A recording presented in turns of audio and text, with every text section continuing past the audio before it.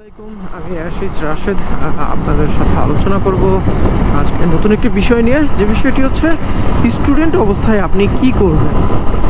এখন আসলে এই বিষয়টি বলার মূল কারণ হচ্ছে আমি যখন স্টুডেন্ট ছিলাম তখন চাকরি করার জন্য পাগল হয়ে গিয়েছিলাম। চাকরি করতে হবে, এইটা করতে হবে, সেইটা করতে হবে।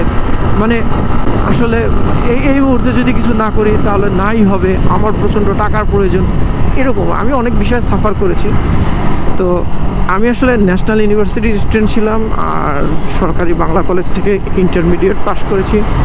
তারপর মিরপুর কলেজ থেকে জাতীয় বিশ্ববিদ্যালয়ের আন্ডারে অনার্স এবং মাস্টার্স দুইটা কমপ্লিট করেছি ফিনান্স ও ব্যাংকিংয়ের উপরে। তো আমি মাস্টার্স কমপ্লিট করার পরে এখন পর্যন্ত চাকরি করিনি।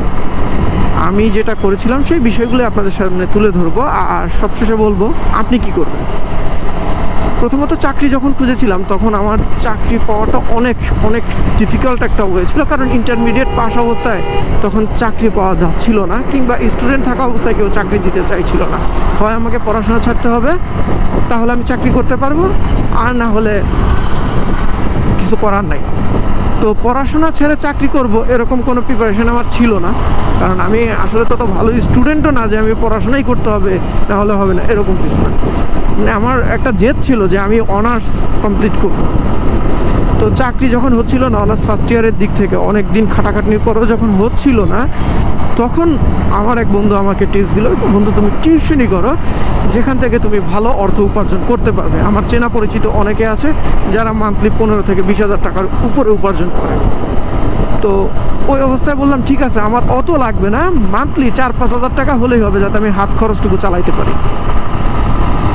এরপর ও বললো যে ঠিক আছে দিব।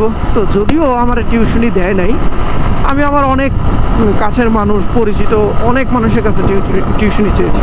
4টা মাস সবার কাছে টিউশনি চেয়েছি, অনেক, যার সাথে দেখা হইতো ভাই আমার একটা টিউশনি দিয়ে, একটা টিউশনি দিয়ে। তো কারো কাছে যখন টিউশনি পাচ্ছিলাম না, তখন হঠাৎ করে আমার এক ফ্রেন্ড আমার একটা টিউশনি দেয়, আর সেটা আমি করি। এটা অনেক উপরের ক্লাসের ছিল, আমি ক্লাসটা নাই বলি, ওই টিউশনিটা আমি শুরু করি। তো ওইটা মোটামুটি 15-20 দিন যায়। এরপরে আমি আমার এক ফ্রেন্ডে বললাম আসলে উপরের ক্লাসের টিউশনি করাটা অনেক কষ্টকর, অনেক কিছু জানা লাগে, না হলে হয় না। যদি ছোট ক্লাসের টিউশনি দেওয়া যায় যেখানে আমার কম জ্ঞানে আমি অনেক করতে পারবো, ওই রকম হলে ভালো হয়। আমি আমার এক বন্ধুর সাথে আলোচনা করলাম, তো বললো ঠিক আছে দিব। ও 2 দিন পর আমার একটা টিউশনি দেয়, ওর ছোটো বোন, ওই ওর মামাতো বোন আর কি। ওই টিউশনিটা আমি শুরু করি। সেটা ছিল মিরপুর 14-তে, আমি থাকতাম মিরপুর 1-এ। সবচেয়ে কষ্টের ব্যাপার হচ্ছে এইটা যে আমি আর আমার ফ্রেন্ড এতটাই আর্থিক ক্রাইসিসে ছিলাম যে আমার পকেটে মাত্র 2 টাকা আছে, সেই টাকা নিয়ে 14 নম্বর যাওয়া পসিবল না। তো আমি ফ্রেন্ডে বললাম বন্ধু আমার কাছে তো টাকা নাই, তো এক কাজ করি কালকে যাই। ও বললো না আমি আজকে কথা দিয়ে ফেলছি, আজকেই যাব, সমস্যা নাই, 2জন চল হেঁটে চলে যাই। হাঁটতে হাঁটতে আমি সেখানে গেলাম, টিউশনি কনফার্ম হলো, তারপর দিন থেকে আমি পড়াতে আসবো, সব কিছু ওকে।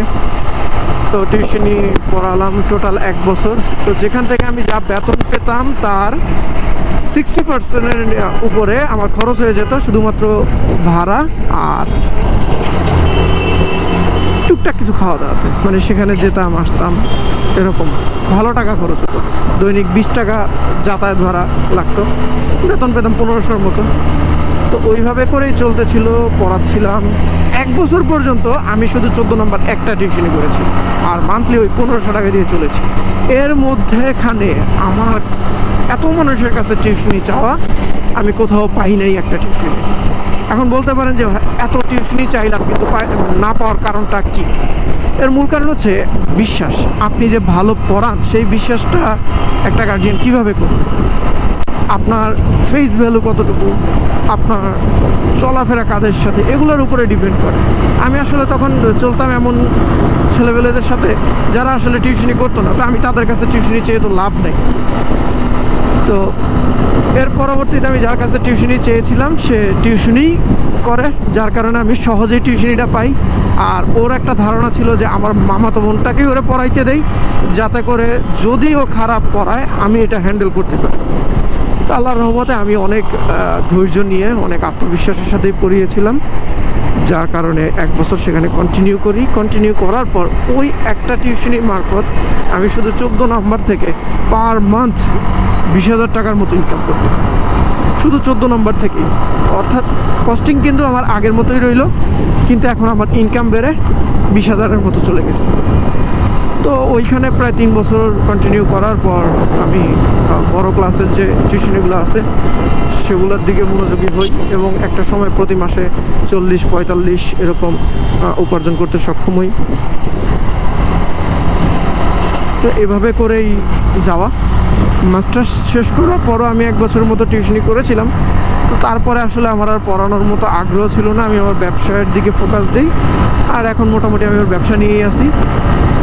এখন চাকরির জন্য কোনো চিন্তাভাবনা নেই। হ্যাঁ, আমি চাকরি করব এরকম একটা চিন্তাভাবনা আমার মাথায় আছে, কিন্তু কবে নাগাদ শুরু করব, কোন চাকরি করব, এগুলোর এখনও কোনো পরিকল্পনা আমি করি নাই। তো আমার সাজেশন হচ্ছে, স্টুডেন্ট অবস্থায় যদি আপনি ইনকাম করতেই চান বা আপনার উপার্জন করার প্রয়োজন হয়, অবশ্যই আপনি টিউশনি করাবেন। এতে যেমন ভালো পরিমাণ অর্থ আছে এবং উপার্জনও যেহেতু ভালো, সেই ক্ষেত্রে আর কি টিউশনির থেকে ভালো কোনো কিছু আমি দেখি না। আর এতে আরেকটা ভালো দিক হচ্ছে, আপনি খুব শৃঙ্খল জীবনযাপন করবেন, আপনি শৃঙ্খলার মধ্যে থাকবেন, নিয়ম মানে সময়ের জ্ঞান থাকবে আপনার, কখন কোথায় যেতে হবে, কখন পড়াতে হবে, একটা রুটিনের মধ্যে থাকবেন। এটা আপনার পরবর্তী জীবনের জন্য অনেক ভালো হবে। তো বাকিটা আপনার ইচ্ছা। এখন অনেক স্টুডেন্ট মানে অনেক কোম্পানি আছে যারা স্টুডেন্টদেরকে জব দেয়, ভালো স্যালারি দেয়। তো আসলে জব করে পড়াশোনা চালানোটা অনেক কঠিন। যেমন আমার পরীক্ষার সময় আমি কোম্পানির কাছে ছুটি চাইতাম, তারা হয়তো ছুটি দিত, বাট আমি টিউশনি করা অবস্থায় আমার যখন ছুটি লাগবে আমি নিছি, কেউ কিছু বলতে পারে রে। তো এটা একটা সুবিধা, স্বাধীন। আপনি টিউশনি করলে অনেক স্বাধীন জীবনযাপন কাটাতে পারবেন স্টুডেন্ট অবস্থায়। স্টুডেন্ট লাইফটা এনজয় করেন ভাই, এটা নিয়ে এত প্যারার মধ্যে কিছু নাই। আপনি জাস্ট ঠিক করেন যে এটা যে আপনার কতটুকু লাগবে, আপনি কতটুকু উপার্জন করলে হ্যাপি হবেন। তো ভিডিওটা অনেক বড় হয়ে গেছে, আশা করি আপনারা বাইকের সাথে আমার এই টিপসটুকু নিয়েছেন মোটো ব্লগিংয়ের উপরে। সাথে সাথে আমি চেষ্টা করছি আমার অভিজ্ঞতা থেকে আপনাদের সাথে যতটুকু শেয়ার করা যায় ততটুকু। তো আমার জন্য দোয়া করবেন, আর আপনারাও ভালো থাকবেন। এই লকডাউনে আপনাদের পরিবারের পাশে থাকবেন, সবসময় নিরাপদে থাকার চেষ্টা করবেন। ধন্যবাদ।